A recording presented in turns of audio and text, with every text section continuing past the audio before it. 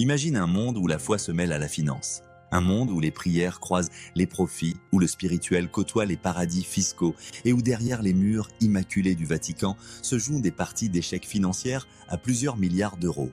Ce que tu vas découvrir dans cette vidéo est réel, documenté et franchement dérangeant. Car oui, le Vatican n'est pas qu'un État de 11 hectares abritant la basilique Saint-Pierre, ce n'est pas qu'un sanctuaire de foi. C'est aussi l'un des plus puissants acteurs financiers de l'histoire moderne. Et tout a commencé par une crise. Au cœur bouillonnant de la Renaissance italienne, à une époque où les artistes les plus talentueux couvrent les plafonds des églises de fresques célestes et d'œuvres inspirées, l'Église catholique, elle, se trouve confrontée à un besoin pressant. Trouver des sources de financement toujours plus importantes pour maintenir son influence spirituelle, politique et matérielle sur l'Europe entière. Beaucoup d'argent. Alors elle crée un système, les indulgences. Une invention du VIe siècle remise au goût du jour. Tu péchais, tu payais. Et Rome te garantissait que Dieu fermerait les yeux. Plus le péché était grave, plus le tarif grimpait. Le business était si lucratif que certains faisaient le voyage jusqu'à Rome uniquement pour acheter leur part de paradis. Résultat, le Vatican se remplit d'or, mais provoque la colère d'un moine allemand, Martin Luther. Sa révolte va tout changer. C'est la réforme. Et pour le Vatican, c'est un séisme. Une perte d'influence progressive, une fracture profonde et irréversible entre catholiques et protestants, et surtout, un effondrement brutal des ressources financières sur lesquelles le Vatican était appuyé pendant des siècles pour asseoir son autorité. Mais le pire reste à venir. À la fin du XVIIIe siècle, en 1789, éclate la Révolution française. La monarchie tombe, le pape perd ses États, Rome est envahie. Le pape en exercice, Pie VI, est capturé par les troupes révolutionnaires françaises, arraché à son trône spirituel, conduit de force hors de Rome, puis, après des mois d'humiliation et de détention, il meurt isolé, affaibli, en exil, loin de la ville éternelle et de ses fidèles. L'Église semble à l'agonie, mais à chaque chute, une renaissance.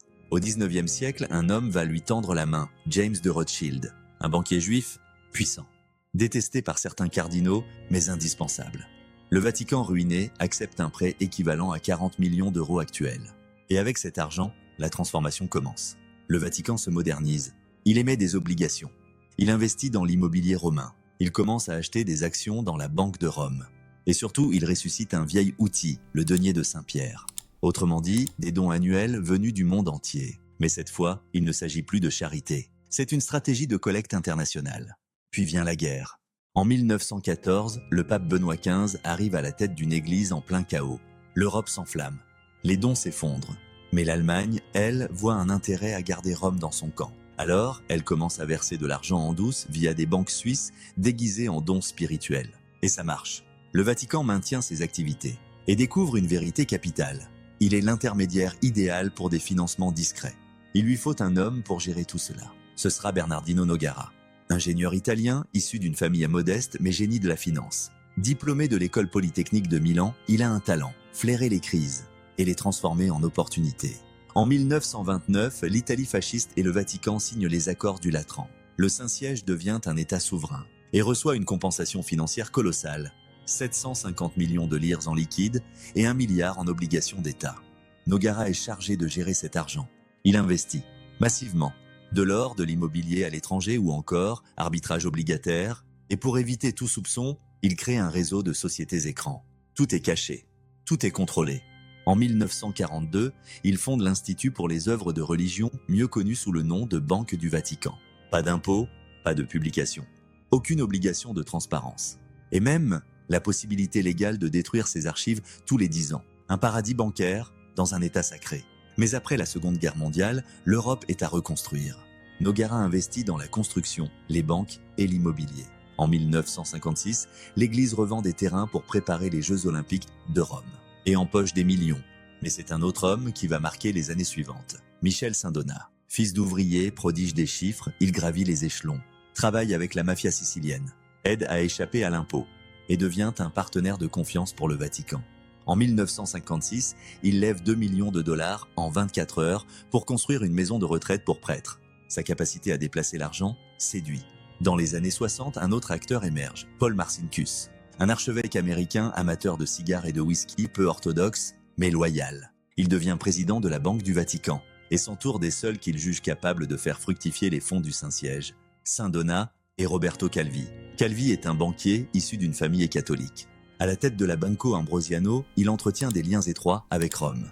Avec Sindona, il fonde une banque aux Bahamas pour échapper aux régulations italiennes et commence à investir dans la presse, les télécommunications, les sociétés écrans. L'argent circule, beaucoup, et souvent sans trace. Mais en 1974, la bulle éclate. Franklin National Bank, racheté par Sindona, s'effondre. C'est la plus grande faillite bancaire américaine de l'époque. Sindona est poursuivi, extradé et retrouvé mort, empoisonné dans sa cellule. Du cyanure, officiellement un suicide.